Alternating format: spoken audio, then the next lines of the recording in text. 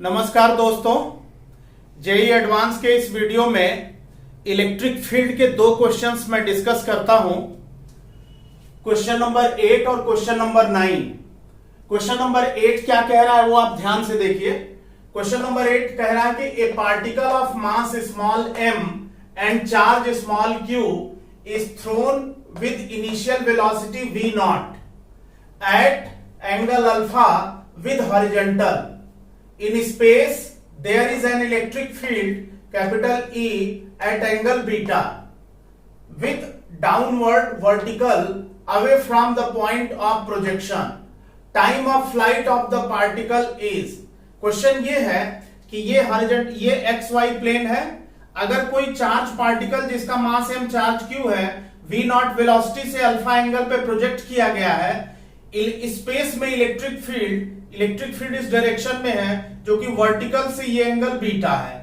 तो क्वेश्चन ये है कि इस चार्ज प्रोजेक्टाइल पार्टिकल का टाइम ऑफ फ्लाइट कितना होगा, कितनी देर तक ये एयर में ट्रेवल करेगा। बेटा ध्यान से देखिए आप लोग, अगर एक्स एक्सिस के अलोंग एक्सेलरेशन ax माने और वाई एक्सिस के अलोंग एक्सेलरेशन ay माने, v नॉट का हॉरिजॉन्टल कंपोनेंट हो जाएगा v नॉट कॉस अल्फा और v नॉट का वर्टिकल कंपोनेंट हो जाएगा v साइन अल्फा। अगर चार्ज पार्टिकल q है और इलेक्ट्रिक फील्ड इस डायरेक्शन में है तो इस पॉजिटिव चार्ज पार्टिकल पर force F is equal to QE field के अलोंग लगेगा। अगर नेगेटिव पार्टिकल होता तो फोर्स फील्ड के अपोजिट लगता। तो यानी कि इस चार्ज पार्टिकल पर QE फोर्स इधर लगेगा। ये एंगल चूंकि बीटा है तो वर्टिकल से ये एंगल भी बीटा होगा। तो QE का ये कंपोनेंट हो जाएगा QE cos बीटा और ये कंपोनेंट हो जाएगा QE sin बीटा। पार्टिकल का मास m है तो वेट mg नीचे लगेगा। तो इस तरह से ये जो है ये डायग्राम बनेगा इस क्वेश्चन के लिए। अब आप ध्यान से देखिए, x एक्सिस के अलोंग अगर हम देखें एक्सेलरेशन ax, तो ax यानी x एक्सिस के अलोंग एक्सेलरेशन होगा फोर्स अपॉन मास। फोर्स जो लग रहा है वो QE sin बीटा लग रहा है x एक्सिस के अलोंग, फोर्स अपॉन मास कर दिया, एक्सेलरेशन x एक्सिस के अलोंग आ गया। y एक्सिस के अलोंग अगर लेंगे तो y एक्सिस के अलोंग जो फोर्स लग रहा है वो mg plus QE cos beta लग रहा है, mg plus QE cos beta divided by mass F by m। Time of flight का फार्मूला आपको मालूम है 2vy upon ay। Vertical direction में y एक्सिस के along 2vy, vy is the velocity, final velocity along y axis, तो 2vy upon ay। अब अगर हम देखें यहां पे vy यानी y एक्सिस के अलोंग जो वेलोसिटी है वो हो जाएगी v not sine alpha, 2v not sine alpha. ay की ये वाली वैल्यू यहां पुट कर देंगे, m ऊपर चला गया तो 2mv not sine alpha upon mg plus QE cos beta. तो ये आंसर हो जाएगा, यानी आंसर जो है वो थर्ड ऑप्शन हो जाएगा। इस तरह से इस क्वेश्चन का आंसर थर्ड ऑप्शन होगा। अब आप क्वेश्चन नंबर 9 देखिए। क्वेश्चन नंबर 9 ये कह रहा है a ball of mass small m with charge small q can rotate in vertical plane at end of a string, vertical plane, and it is attached at the end of a string of length small l in upward uniform electric field। मतलब upward जो electric field है, इस electric field में एक charge particle एक रस्सी से बंधा है, रस्सी की लेंथ l है और इसको वर्टिकली घुमाया जा रहा है, ये कहने का मतलब है। तो कह रहा है कि the horizontal velocity imparted to the ball in upper position so that tension in the string at lower position of the ball is 15 times than the weight of the ball।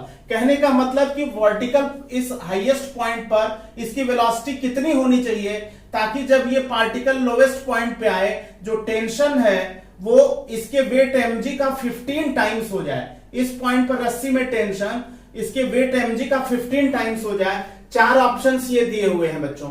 तो इसमें करेंगे क्या कि अगर ये पेंडुलम इस तरह से ऐसे ये रोटेट कर रहा है तो यहां पे वेलोसिटी v2 मान लेते हैं, यहां पे वेलोसिटी v1 मान लेते हैं। तो अब अगर इस पॉइंट को हम अब यहां पे इस पॉइंट और इस पॉइंट पर एनर्जी कंजर्वेशन का कॉन्सेप्ट लगाते हैं। Total energy at this point is equal to, इसको पॉइंट ए ले लेते हैं, ये पॉइंट बी है। Total energy at, according to principle of conservation of energy, total energy at A is equal to total energy at B. तो total energy at A जो होगा वो होगा हाफ mv2 स्क्वायर, और यहां पे ये रेफरेंस लेवल है, लोवेस्ट रेफरेंस लेवल ये है। तो यहां से इस पोजीशन पर पेंडुलम की बॉल की जो हाइट है वो 2l है, l प्लस l 2l है। यहां पे पोटेंशियल एनर्जी 0 है, तो केवल काइनेटिक एनर्जी होगी इस पॉइंट पे, इस पॉइंट पे पोटेंशियल एनर्जी 0 होगी, और इलेक्ट्रिकल रेफरेंस लेवल पे है तो इलेक्ट्रिकल फोर्स का भी वर्क डन 0 होगा, यानी एनर्जी 0 होगी। इस पॉइंट पे आएंगे तो हाफ mv1 स्क्वायर, यहां पे वेट mg है, यहां से हाइट 2l है, तो mgh यानी mg into 2l minus QE into 2l, minus QE into 2l, QE इस डायरेक्शन में लग रहा है।